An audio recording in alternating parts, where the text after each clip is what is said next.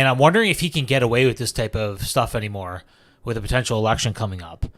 Because for the first time, I'm actually starting to see some anger when I'm talking to people. Okay. Does it seem to you like people are starting to get pissed off? What? Like Canadians are starting to get pissed off with the way stuff is going. Are you asking me? I'm asking you. Yeah. Very much so. It seems that way. I saw that you posted something about Trudeau saying that the federal government doesn't take responsibility for the housing market, basically, in so many words. Pretty much, yeah. I don't know if he can get away with this anymore. Like, usually he could say something like that, and the populace would just be like, "Oh yeah, he's a nice guy." So does the federal government actually not have a direct responsibility for the direction of the housing market? I can't see how they don't, because the federal government dictates what happens in the Bank of Canada or with the Bank of Canada.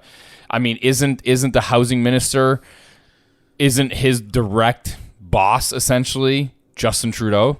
Like, I don't understand how he actually can literally legitimately say that. Yeah, if you tweak the verbiage and play semantics, you could argue that it's a provincial thing that they have to take care of. But in reality, everybody should know that it is massively influenced by the federal government, right? Possibly even more than at the provincial level. Is that what he's saying? It's more provincial? Well, if you look at the actual rules, it is a provincial responsibility, but it's influenced so heavily by the federal government, like you just said, the bank rates, Bank of Canada, who they appoint as minister, the immigration policy, and all that stuff. That in reality, everybody should know that they have way more influence than the provincial levels. So in terms of zoning, permitting, stuff like that for development, new development, it's more of a provincial issue. Exactly. Yeah. Right? Yeah. So that was a very interesting take that I've seen. It's going viral, right? And I see people clipping it out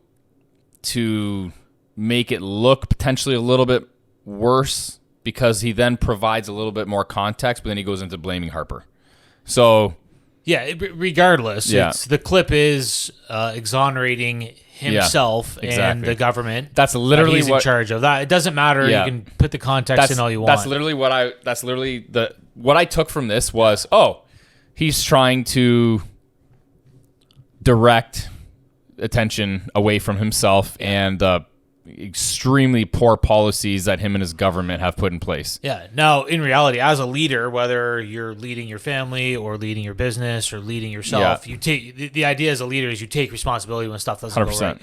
And if you don't have a leader that's taking responsibility, and that's the government, and then blaming previous governments from 8-9 years ago, seriously, it's absolutely wild. Yeah, what a joke. He's a fucking clown. We've seen this the whole time, right? Yeah. We were on this podcast 3 years ago saying, hey, they're screwing up everything. It's pretty clear. But not really anybody was listening because the times were good. Yeah. Right? And people were making money. The house value was going up. Rates were low. Everything was great. Everybody's employed, this and that, whatever.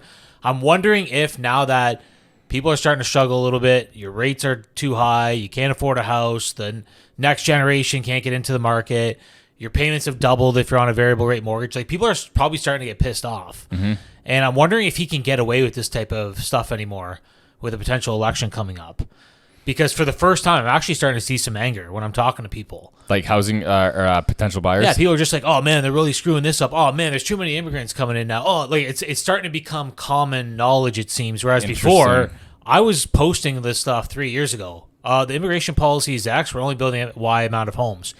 But it's like, well, it's going to be a problem in a couple of years. It's not really a problem right now, but it's going to be a big problem. You can go back on my post. I was going to say, the housing crisis is going to get worse. Mm-hmm. The next generation of Canadians will not be able to afford a home. I was saying that 3 years ago, different time. But my point is nobody really cared. Yeah, because it wasn't a problem. It wasn't a problem. Now when you can't afford a home, when your kid's trying to get in the market, like I've got some first-time buyers right now, and their parents come to showings with me. What do you think they're saying? Oh, man, these policies are really freaking screwing things up, eh? Oh, man, all these immigrants are out competing my son trying to get his first home. He's been working for 30 years or whatever, right? Since he's 30. 15 years straight trying to save up. He's getting outpaced by these people. What are the ages of some of these people? Low 30s. Really, eh? Late Isn't 20s. that crazy? Yeah. Wow. Making good money, too. You've got good budgets, $400,000, $500,000, $600,000. But what are they looking for? A nice home in a good location. What? Give me an example. 3-bedroom bungalow, with a basement. A 3-bed bungalow. Yeah. $500,000, $600,000. God. Man. Yeah, easily. So the anger is starting to filter through, and I kind of think that that's when the government starts, making changes, right? Nobody really does anything. The game can go on until. What do you mean making changes? Well, I don't know what the change. Well, they might. I don't know if they're going to start dropping rates, provide funding for new housing, provide eliminate zoning rules. Like so they're going to start. Yeah. They're going to have to start doing something. Or will they? Well, they don't. I guess they don't have to. But if my theory is true, which is their whole goal, regardless of what anybody else thinks, is to stay in power, and you have to get the votes to stay in power, and people are starting to get pissed off about X, Y, and Z, then you go in and and do what? When's the election?